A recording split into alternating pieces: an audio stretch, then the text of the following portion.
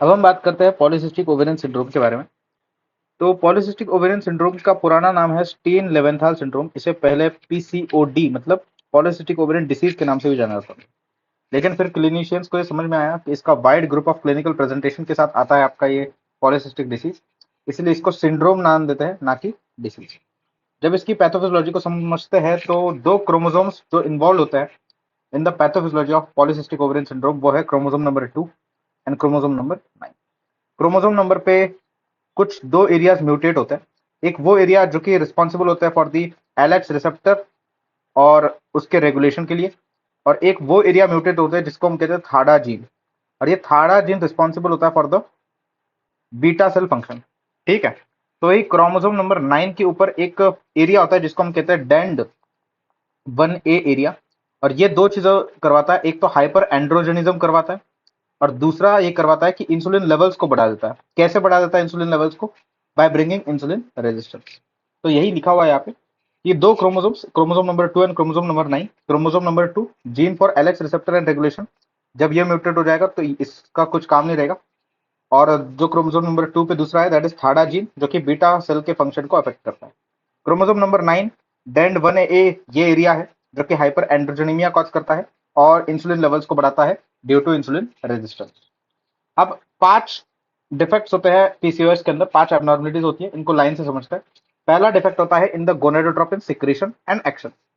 आपके एलएच के रिसेप्टर और रेगुलेशन के एरिया में म्यूटेशन हो गया था ना, उसके कारण जो एलएच की फ्रीक्वेंसी है वो बढ़ जाती है और एम्पलीट्यूड जो है वो भी बढ़ जाता है। अगर ज्यादा एलएच सिक्रेट हो रहा है, उसके फ्रीक्वेंसी एम्पलीट्यूड ज्यादा हो चुकी है, तो जितने एलएचआर रिसेप्टर्स होंगे वो भी ओवर एक्सप्रेस्ड हो जाएगा ना थीका सेल्स के ऊपर। तो वही होता है, जो ल्यूटिनाइजिंग हार्मोन के रिसेप्टर्स होते हैं वो भी ओवर एक्सप्रेस हो जाते हैं थीका सेल्स के ऊपर। और जब आपका ल्यूटिनाइजिंग हार्मोन ज्यादा सिक्रेट होगा, उसके रिसेप्टर थीका सेल के ऊपर ज्यादा रहेंगे, तो ये आपका एफएसएच का रेजिस्टेंस कॉज करवाते हैं अपनी बॉडी में। क्या कॉज करवाते हैं? एफएसएच का रेजिस्टेंस। तो पहला तो आपका डिफेक्ट आया गोनेडोट्रोपिन के सिक्रीशन में। इससे होता क्या है, देयर इज डिफेक्ट इन स्टेरॉइडोजेनेसिस। अब आपके थीका सेल्स जिसके ऊपर ओवर एक्सप्रेस्ड एलएचआर रिसेप्टर्स है, उसके कारण थीका सेल हो चुके हैं आपके ओवर सेंसिटिव। अब थोड़ा सा भी ल्यूटिनाइजिंग हार्मोन आएगा तो आपके जो थीका सेल्स है वो एंड्रोजन्स को रिलीज करेंगे। इससे क्या होगा, आपकी जो एंड्रोजन्स है उसका सिक्रीशन बढ़ जाएगा from the ovary, from the theca sales. तो अब ज्यादा एंड्रोजन्स का सिक्रीशन होगा, ज्यादा एंड्रोजन के सिक्रीशन से there will be defect in folliculogenesis. Folliculogenesis मतलब फॉलिकल्स, डोमिनेंट फॉलिकल का सिलेक्शन नहीं होगा और ओवुलेशन नहीं होगा। ये दो कारणों की वजह से होता है, एक तो इंक्रीज्ड एंड्रोजन्स और दूसरा FSH resistance. FSH resistance LH की बढ़ते हुए एलएच के कारण आपका एफएसएच रेजिस्टेंस आया था, और दूसरा इंक्रीज्ड एंड्रोजन्स थे आपके फ्रॉम दी ओवरी, उसके कारण, दोनों के कारण फॉलिकुलोजेनेसिस के अंदर आपका डिफेक्ट हो जाएगा। जो चौथा डिफेक्ट होता है वो होता है डिफेक्ट इन एनर्जी रेगुलेशन ओबेसिटी। 40 से 80% जो फीमेल होती है आपकी पीसीओएस की, वो ओबेसिटी से भी ग्रसित होती है। तो अब ओबीस फीमेल के अंदर एडिपोज टिश्यू ज्यादा होगा। अब एडिपोज टिश्यू किसकी साइट होती है? एडिपोज टिश्यू बेसिकली साइट होती है for the peripheral conversion of the androgen into the oestrogen. इससे क्या होगा, अगर एडिपोज टिश्यू ज्यादा है तो एक्सेस एंड्रोजन जो है वो E1 के अंदर कन्वर्ट हो जाएंगे। इसलिए वो फीमेल जिनके अंदर पीसीओएस है और वो ओबीज है, उनके अंदर आपको एक्सेस एस्ट्रोजन भी देखने को मिलेगा। दो स्टेटमेंट्स बोलता हूं मैं। क्या सभी फीमेल्स जो पीसीओएस से ग्रसित है उनमें आपको हाई एस्ट्रोजन दिखेगा? नहीं। ओनली दैट फीमेल्स जिनको पीसीओएस है अलॉन्ग विथ ओबेसिटी, उनके अंदर आपको एक्सेस एस्ट्रोजन जो है देखने को मिलेगा। और पांचवा होता है defect in insulin action. Due to ये डेंड वन ए जो एरिया था, डेंड 1A, ये इंसुलिन रेजिस्टेंस लाता था। तो आपको इंसुलिन एक्शन में भी डिफेक्ट देखने को मिलेगा due to increase in insulin resistance. Insulin के लेवल्स भी बढ़े हुए आपको देखने को मिलेंगे। 30 to 70% ऑफ फीमेल्स जिनको पीसीओएस होता है उनके अंदर आपको इंसुलिन रेजिस्टेंस देखने को मिलेगा। ठीक है। लाइफस्टाइल मॉडिफिकेशन जो है पीसीओएस को क्योर नहीं करता, हेल्प कर सकता है इन इंप्रूविंग दी सिम्टम्स। अब हम एक क्राइटेरिया की बात करते हैं जिसका नाम होता है रॉटरडैम्स क्राइटेरिया। ये रॉटरडैम्स क्राइटेरिया हम यूज करते हैं for the provisional diagnosis of PCOS. PCOS का प्रोविजनल डायग्नोसिस बनाने के लिए हम इस क्राइटेरिया को यूज करते हैं। अगर इसमें से दो क्राइटेरिया मीट कर गए तीन में से, तो हम मोस्ट लाइकली बोलते हैं कि प्रोविजनल डायग्नोसिस आपका पीसीओएस है। लेकिन साथ में हम दूसरे अदर कॉजेस जिनकी सिमिलर सिम्टम्स है उनको रूल आउट जरूर करते हैं। तो पहला जो क्राइटेरिया है आपके रॉटरडैम क्राइटेरिया के अंदर वो है hyper androgenaemia and hyper androgenism. Hyper androgenaemia का मतलब होता है कि ब्लड लेवल्स ऑफ एंड्रोजन आपके इंक्रीज कर जाते हैं, और हाइपर एंड्रोजेनिज्म का मतलब होता है क्लिनिकल प्रेजेंटेशन ऑफ हाइपर एंड्रोजेनेमिया। ठीक है। अब पीसीओएस के अंदर आपके जो ब्लड के लेवल्स होते हैं बेसिकली एंड्रोजन्स के, वो माइल्डली एलिवेट होते हैं। कैसे एलिवेट होते हैं? Mildly elevated levels of androgens are found in blood, जिसको मतलब इंक्रीज इतना होता है कि टोटल सीरम टेस्टोस्टेरोन के levels less than 150 nanogram per decilitre रहते हैं। ओके, अब इसका क्लिनिकल प्रेजेंटेशन कैसा होता है? माइल्ड एलिवेशन का, माइल्ड एलिवेशन का क्लिनिकल प्रेजेंटेशन होता है हर्सुटिज्म के फॉर्म में। अब हर्सुटिज्म के तीन क्लिनिकल फीचर्स, मतलब तीन फीचर्स होते हैं हर्सुटिज्म के जो आपको देखने को मिलेंगे। पहला, male pattern hair growth, thick और कोर्स हेयर आएंगे। दूसरा, एक्ने, एक्ने ऐसा एक्ने जो कि रेजिस्टेंट रहेगा to usual treatment and scarring रहेगा नेचर। और तीसरा, एलोपेशिया। ये तीन चीजें आपको हर्सुटिज्म के बारे में बताएगी, ठीक है। और ये आपको तब देखने को मिलेगा हर्सुटिज्म जब माइल्ड एलिवेशन होगा इन सीरम टेस्टोस्टेरोन लेवल, मतलब इतना भी आपका जो सीरम टेस्टोस्टेरोन लेवल है वो लेस देन 150 नैनोग्राम पर डेसिलीटर रहे। ये माइल्ड एलिवेशन आपको जो है पीसीओएस के अंदर देखने को मिलेंगे। अब सीरम टेस्टोस्टेरोन लेवल जो है उनका सीवियर एलिवेशन भी हो सकता है, इतना एलिवेशन भी हो सकता है कि लेवल जो है वो मोर देन 150 नैनोग्राम पर डेसिलीटर हो जाए। तो कभी भी अगर आपको इतने सीवियर एलिवेशन दिख जाए तो ये पीसीओएस हो ही नहीं सकता, ये जो है पीसीओएस बिल्कुल नहीं है। ये हो सकता है कुछ और, इसका डायग्नोसिस हो सकता है जैसे कि एंड्रोजन सिक्रेटिंग ट्यूमर ओवरी का या फिर एड्रेनल ग्लैंड का। और इसका क्लिनिकल प्रेजेंटेशन कैसा रहेगा? सीवियर एलिवेशन अगर रहा तो इसका क्लिनिकल प्रेजेंटेशन रहेगा विरलाइजेशन के फॉर्म में। विरलाइजेशन में चार चीजें याद रखनी है। पहला है क्लाइटोरोमेगोली मोर देन 1 सेंटीमीटर। दूसरा है increased muscle mass, deepening of voice and frontal balding. ये चार चीजें आपको पता होनी चाहिए विरलाइजेशन के बारे में, ठीक है। फिर हम बात करते हैं कि हर्सुटिज्म जो है, हर्सुटिज्म के क्लिनिकल असेसमेंट के लिए आपको एक स्कोर दिया गया है जिसको हम कहते हैं फेरिमैन गैल्वे स्कोर। अगर इस फेरिमैन गैल्वे स्कोर के मुताबिक अगर ये score more than equal to 8 आ जाए तो आपका डायग्नोसिस क्या हो जाता है? हर्सुटिज्म आपका डायग्नोसिस हो जाता है। लेकिन आप बेसिकली स्कोर को कैलकुलेट करने के लिए क्या करते हो? आप डिफरेंट साइड्स ऑफ बॉडी को एग्जामिन करते हो और फिर ये स्कोर देते हो, ठीक है। लेकिन एक्सप्रेशन ऑफ हेयर ग्रोथ ये एथनिसिटी के साथ वेरी करता है। मतलब मान लीजिए कोई एक नॉर्थ अमेरिकन वीमेन है और कोई एक साउथ एशियन वुमेन है, दोनों के अंदर जो आपका एक्सप्रेशन है हेयर ग्रोथ का अलग अलग बॉडी पार्ट्स में वो अलग अलग होगा, क्योंकि एथनिसिटी दोनों की अलग अलग है।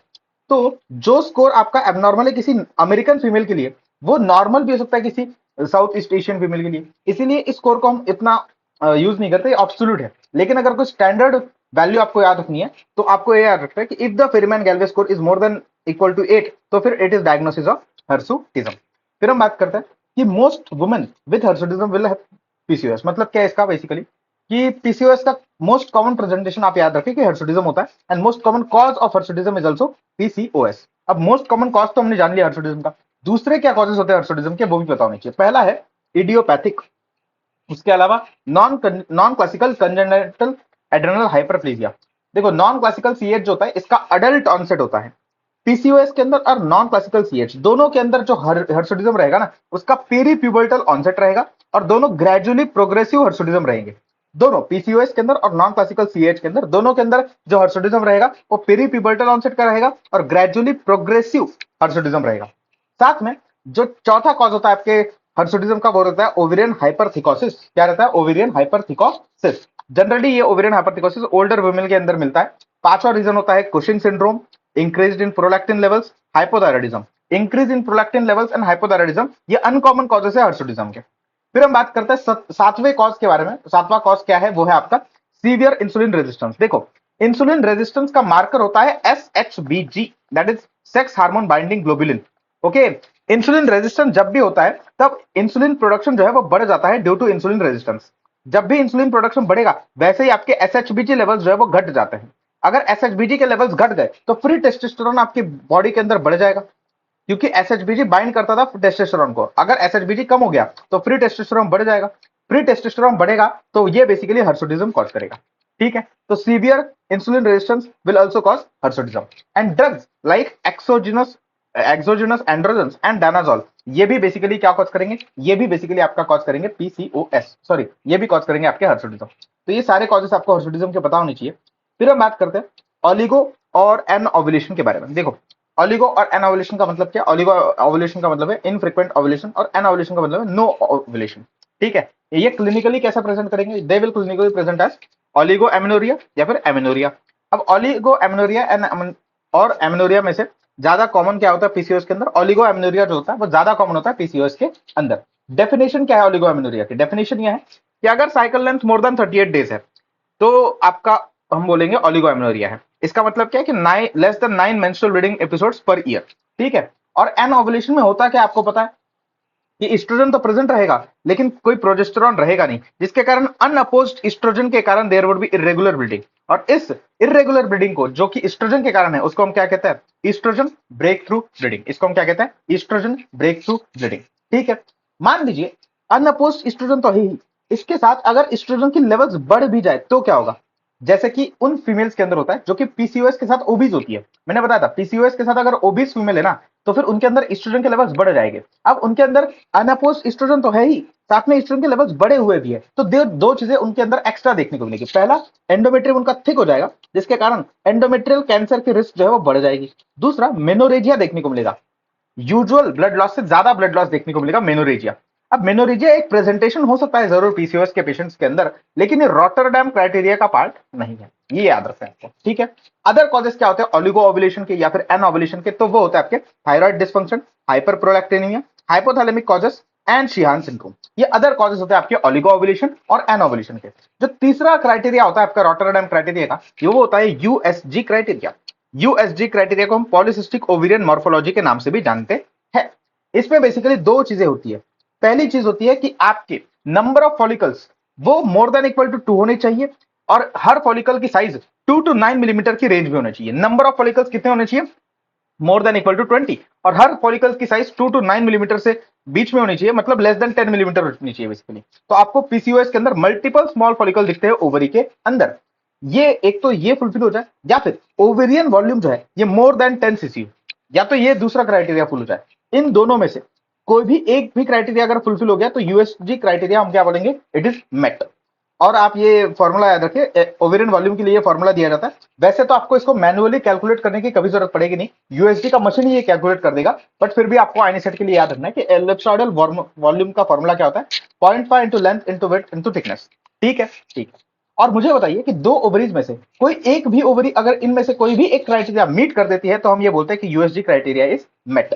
ठीक है, अब हम बात करते हैं पीसीओएस को। सबसे पहले जब हम पढ़ना शुरू किए थे तो मैंने बताया था पीसीओएस ये disease wide group of clinical presentation के साथ आता है, इसीलिए पीसीओएस के अलग अलग फिनोटाइप्स हो सकते हैं। अलग अलग फीमेल्स अलग अलग कंप्लेंट्स अलग अलग रॉटरडैम क्राइटेरिया को फुलफिल करते हुए आ सकती है, इसीलिए आपको फिनोटाइप्स बनाया है आपने पीसीओएस के अंदर, जिसमें पहला फिनोटाइप होता है phenotype A, full PCOS, classical PCOS. Full PCOS इसलिए इसे कहा क्योंकि जो तीन रॉटरडैम क्राइटेरिया होते हैं वो तीनों के तीनों फुलफिल करती है आपकी ये फीमेल, जो कि बेसिकली फिनोटाइप ए वाली होती है। इसमें हाइपर एंड्रोजेनिज्म भी देखने को मिलेगा, ऑलिगो ओवुलेशन भी देखने को मिलेगा, और पॉलिसिस्टिक ओवेरियन मॉर्फोलॉजी मतलब यूएसजी क्राइटेरिया भी मीट हो जाएगा पीसीओएस का इन फिनोटाइप ए विमेन।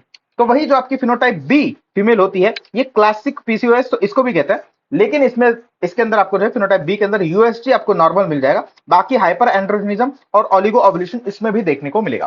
फिर हम बात करते हैं फिनोटाइप सी के बारे में, इसको हम ओव्यूलेटरी पीसीओएस के नाम से जानते हैं। फिनोटाइप सी ओव्यूलेटरी पीसीओएस मतलब इसमें ऑलिगो ओवुलेशन नहीं देखने को मिलेगा, सिर्फ हाइपर एंड्रोजनिज्म और पॉलिसिस्टिक ओवेरियन मॉर्फोलॉजी मतलब यूएसजी क्राइटेरिया भी मीट हो गया। फिर हम बात करते हैं फिनोटाइप डी के बारे में, which is non hyper androgenic. Non hyper androgenic होने का मतलब है कि हाइपर एंड्रोजनिज्म तो नहीं रहेगा, सिर्फ और सिर्फ oligo ovulation plus polycystic ovarian morphology आप जो है आपको फिनोटाइप डी के अंदर देखने को मिलेगी।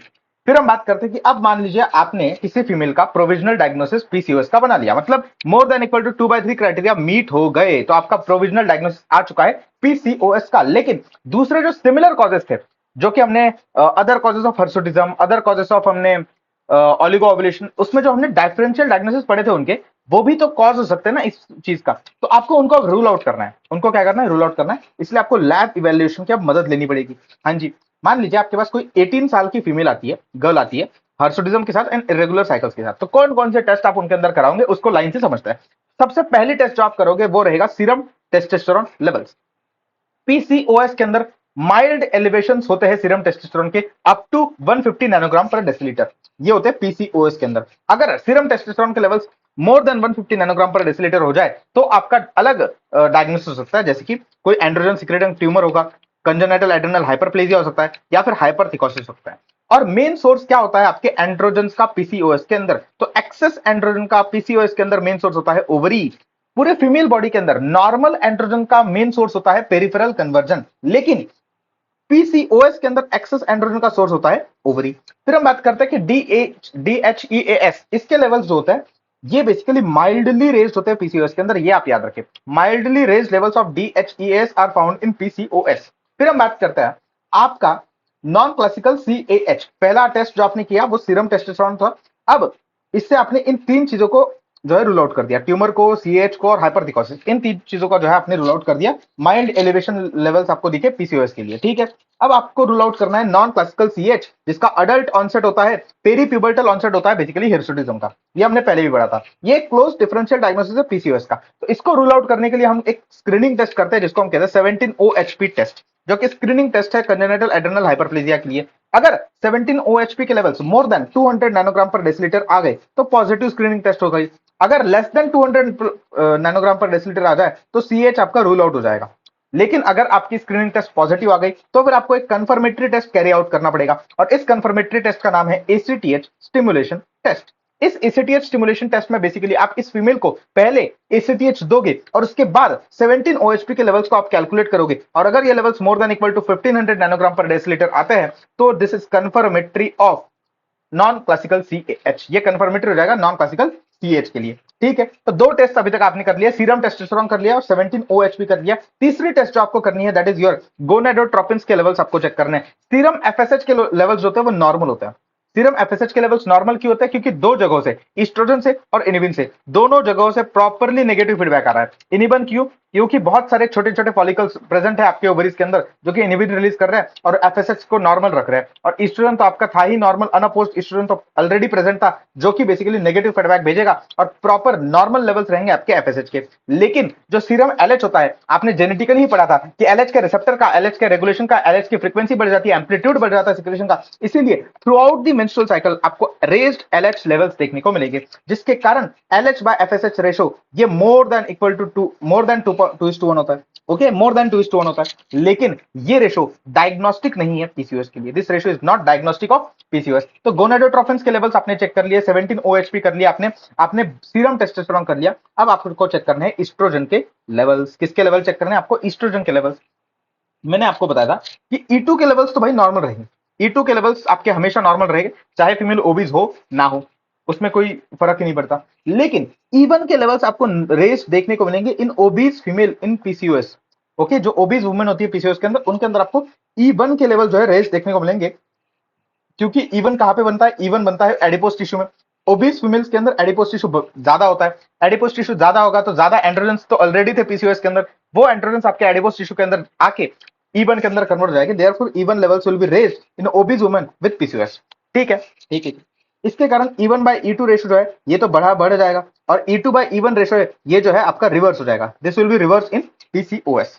फिर हम बात करते हैं कि ये जो प्रोफाइल है ये सिर्फ और सिर्फ ओबीस पीसीओएस के पेशेंट्स के लिए।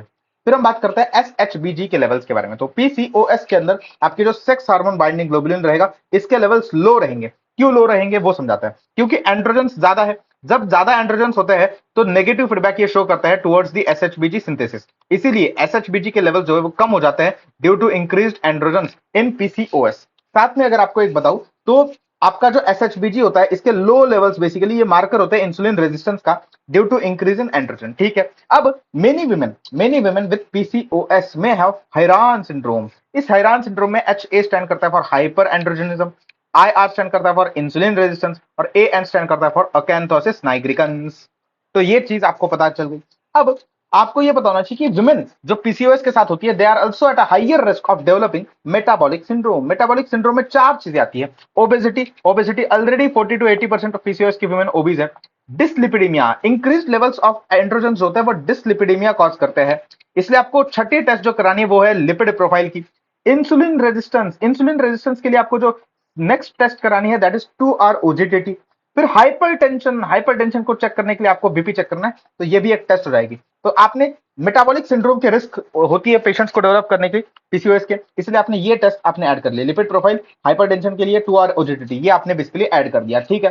साथ में जो आपके थायराइड लेवल्स होंगे, जो प्रोलैक्टिन लेवल्स होंगे, दोनों नॉर्मल लेवल्स होते हैं पीसीओएस के अंदर। पीसीओएस के अंदर थायराइड, प्रोलैक्टिन दोनों नॉर्मल लेवल के अंदर होता है, और यूएसजी भी आप कर सकते हो for the diagnosis of PCOS. लेकिन यूएसजी का डायग्नोसिस मैंडेटरी नहीं होता।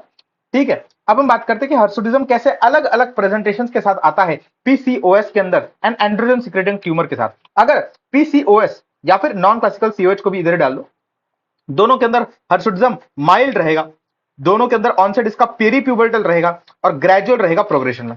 तो वही hirsutism of androgen secreting tumour, sudden onset with severe increase in androgen and rapidly worsening, gradually progress नहीं होगा, ये रैपिडली वर्सनिंग हर्सुटिज्म जो है आपको देखने को मिलेगा इन एंड्रोजन सिक्रेटिंग ट्यूमर।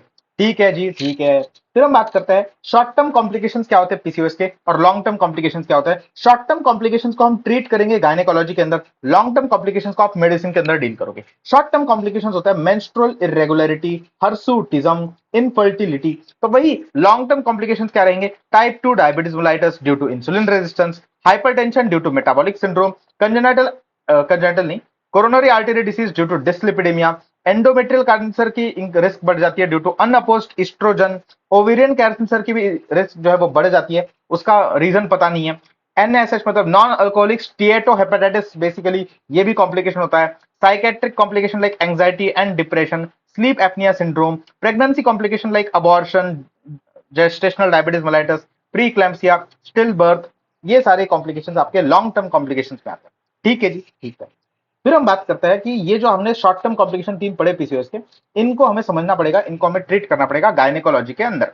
तो सबसे पहला जो प्रॉब्लम है दैट इज मेंस्ट्रुअल इरेगुलरिटी। तो आपको क्या करना है, साइकिल्स को रेगुलराइज करना है फीमेल की। तो सबसे पहले अगर फीमेल को कंसीव नहीं करना तो उनके अंदर आप ये ट्रीटमेंट दोगे। कैसे, पहले तो अगर फीमेल ओबीज है तो उसको लाइफस्टाइल मॉडिफिकेशन और वेट लॉस सजेस्ट करो, साथ में उसको आप ओसीपीज पे स्टार्ट करो, oral contraceptive pills. Oral contraceptive pills के 3 फायदे होते हैं इन फीमेल्स के अंदर। पहला तो ये साइकिल्स को रेगुलराइज करेगा, दूसरा ये एंडोमेट्रियल कैंसर की रिस्क से प्रोटेक्ट करेगा, और तीसरा ये इंप्रूव करेगा हर्सुटिज्म को। तीनों चीजें आपको मिल जाएगी ओसीपीज के कारण। Therefore, OCPs are the drug of choice not only for menstrual irregularity, not only for hirsutism, but पूरे के पूरे PCOS के लिए ड्रग ऑफ चॉइस आपके OCPs ही होते हैं। अब OCPs यहाँ पर हेल्प कैसे करता है, OCPs यहाँ पे एक्चुअली हाइपोथैलेमिक पिट्यूटरी एक्सिस को सप्रेस कर देता है, इसलिए आपके ओसीपीज हेल्प करते हैं। कैसे, ओसीपीज में आप क्या कर रहे हो, दोनों एस्ट्रोजन प्लस प्रोजेस्टेरोन दे रहे हो ना, तो ये नेगेटिव फीडबैक सेंड करेगा आपके हाइपोथैलेमस और पिट्यूटरी को, जिसके कारण ये पूरी एक्सिस सप्रेस कर जाएगी। सप्रेस अगर कर जाएगी तो एंड्रोजन का भी रिलीज नहीं होगा। क्यों नहीं होगा, क्योंकि एलएच के लेवल्स कम हो जाएंगे। एलएच के लेवल्स कम हो जाएंगे तो बेसिकली थीका सेल्स के ऊपर एलएच जाएगा नहीं, एंड्रोजन का रिलीज होगा नहीं, और एंड्रोजन जैसे ही आपके कम होंगे तो आपके जो सिम्टम्स है वो आपके नहीं देखने को मिलेंगे। ठीक है, फिर हम बात करते हैं कि आपको ओसीपीज देना कैसे है। तो लो डोज ओसीपीज देना है आपको। लो डोज ओसीपीज का मतलब क्या है कि स्टार्ट करो with 20 mcg ethanol estradiol, okay. और प्रोजेस्टेरॉन में आपको क्या देना है, नॉर एथेंड्रॉन देना है, जो कि फर्स्ट जनरेशन प्रोजेस्टेरॉन है। ना ये सेकंड जनरेशन की तरह एंड्रोजेनिक है, ना ये थर्ड जनरेशन की तरह थ्रोम्बोजेनिक है, इसलिए प्रोजेस्टेरॉन में आप यूज करते हो नॉरएथेंड्रॉन, और एस्ट्रोजन के अंदर आप यूज करते हो इथेनॉल एस्ट्राडायोल 20 mcg का डोज, लो डोज ओसीपीज। ठीक है जी, क्लैरिटी हम क्लियर। अब ओसीपीज देनी कैसी, कंटिन्यूस देनी क्या है, बिल्कुल नहीं, आपको देनी है ओसीपीज साइक्लिकल मैनर में फॉर 3 to 6 मंथ्स। और ओसीपीज आपकी काफी सेफ होती है, दे मतलब आप मेनोपॉज तक भी उनको कंटिन्यू कर सकते हो, provided no contraindication should be present. ठीक है, अगर मान लीजिए किसी फीमेल को ओसीपीज नहीं लेनी तो उनके पास क्या अल्टरनेटिव प्रेजेंट है, उनके पास अल्टरनेटिव है प्रोजेस्टेरॉन ओनली पिल्स, जिनको हम मिनी पिल्स भी कहते हैं। इनके अंदर सिर्फ और सिर्फ नॉरएथेंड्रॉन होता है। लेकिन अगर आपको साइकिल्स को रेगुलराइज करना है, अगर आपको एंडोमेट्रियम को प्रोटेक्ट करना है फ्रॉम द एंडोमेट्रियम कैंसर, तो आपको ये प्रोजेस्टेरॉन मिनिमम 12 से 14 दिन लेना पड़ेगा इन मंथ। अगर ये दोनों फायदे आपको चाहिए तो आपको मिनिमम 12 से 14 दिन लेना पड़ेगा इन मंथ प्रोजेस्टेरॉन ओनली पिल्स। लेकिन अगर आपको सिर्फ एक बार विड्रॉल ब्लीडिंग करा देनी, एक बार सिर्फ और सिर्फ आपको विड्रॉल ब्लीडिंग करा देनी है, तो फिर आप प्रोजेस्टेरॉन को सिर्फ 5 दिन भी ले सकते हो। लेकिन अगर सिर्फ प्रोजेस्टेरॉन को 5 दिन लोगे ना तो विड्रॉल ब्लीडिंग तो जरूर हो जाएगी, लेकिन ना साइकिल्स रेगुलराइज होंगे, ना आपको एंडोमेट्रियम कैंसर से प्रोटेक्शन मिलेगा, दोनों काम नहीं होंगे। मिनिमम अगर आपको ये दोनों चीजें चाहिए तो 12 से 14 दिन के लिए आपको प्रोजेस्टेरॉन जो है वो लेना पड़ेगा नॉरएथेंड्रॉन के फॉर्म में। अगर मान लीजिए आपको प्रोजेस्टेरॉन ओनली पिल भी नहीं लेनी, आपको ओसीपीज भी नहीं लेना, आपको ऐसा ड्रग लेना है जो कि हार्मोन ना हो, तो फिर आप लेते हो metformin, which is a insulin sensitizer. उन फीमेल्स के अंदर देते हैं जो कि हार्मोन्स नहीं लेना चाहते। ठीक है, ठीक है। अब हमने बेसिकली मेंस्ट्रुअल इरेगुलरिटी को तो भाई मैनेज कर लिया, अब हम मैनेज करते हैं आपके हर्सुटिज्म को। हर्सुटिज्म के मैनेजमेंट के लिए भी आपका ड्रग ऑफ चॉइस क्या है, ओसीपीज है। लेकिन अगर फीमेल ओबीज है तो साथ में आप लाइफस्टाइल मॉडिफिकेशन और वेट लॉस सजेस्ट करो। ओसीपीज का यहाँ पर भी सेम कंपोजिशन रहेगा, low dose OCP ethanol estradiol 20 mcg plus progesterone first generation norethindrone. 6 महीनों के लिए आप ओसीपीज दोगे। अगर रिस्पॉन्स इन 6 महीने पे आपको इनएडिक्वेट लगता है तो आप एंटी एंड्रोजेनिक ड्रग्स जो कि बेसिकली सेकंड लाइन ड्रग्स होती है हर्सुटिज्म के लिए, उनको ऐड करते हो। ये सेकंड लाइन ड्रग जो कि एंटी एंड्रोजेनिक होती है, कौन सी होती है? पहला होता है स्पाइरोनोलेक्टोन डेरिवेटिव, जिसमें आपका ड्रॉसपेरिनॉन आता है, और दूसरा होता है सिप्रोटेरॉन एसिटेट। अदर ड्रग्स जिनको हम यूज कर सकते हैं एंटी एंड्रोजेनिक की तरह, वो होता है आपके flutamide, finasteride, ketoconazole, continuous GnRH agonist, metformin, eflornithine topical. ठीक है, ठीक है। Except for danazol. देखो डायनाजोल के बारे में आप याद रखें कि इसके तो खुद एंड्रोजेनिक साइड इफेक्ट्स होते हैं, ये एंड्रोजेनिक ड्रग है, ये खुद से हर्सुटिज्म कॉज करेगा, तो इसको हम इन द ट्रीटमेंट ऑफ हर्सुटिज्म तो बिल्कुल भी यूज नहीं करेंगे। स्पाइरोनोलेक्टोन की अगर बात करते हो तो स्पाइरोनोलेक्टोन कभी भी आप जब दोगे ना तो फीमेल को आप ये सजेस्ट करो कि भाई कॉन्ट्रासेप्शन को यूज करना। ठीक है, कभी भी उस फीमेल को तो देना ही मत जो कंसीव करना चाहती है, और अगर आपने किसी मैरिड फीमेल को दे दिया जो कि सेक्सुअल रिप्रोडक्टिव एज में है, तो उसको बोलो कि भाई कॉन्ट्रासेप्शन यूज करे। अब आपने दो जो इरेगुलरिटीज पढ़ी, मेंस्ट्रुअल इरेगुलरिटी पढ़ी, आपने हर्सुटिज्म पढ़ा, दोनों के मैनेजमेंट में आपका ड्रग ऑफ का चॉइस क्या था? ओसीपी था ना। तो drug of choice for PCOS is OCP. अब जो तीसरा प्रॉब्लम आपका बचता है जिसको हमें ट्रीट करना है पीसीओएस के अंदर, that is your infertility in PCOS. तो अब इनफर्टिलिटी को कैसे ट्रीट करते हैं पीसीओएस के अंदर, उसको हम समझेंगे अगले लेक्चर में। तब तक के लिए बाय बाय।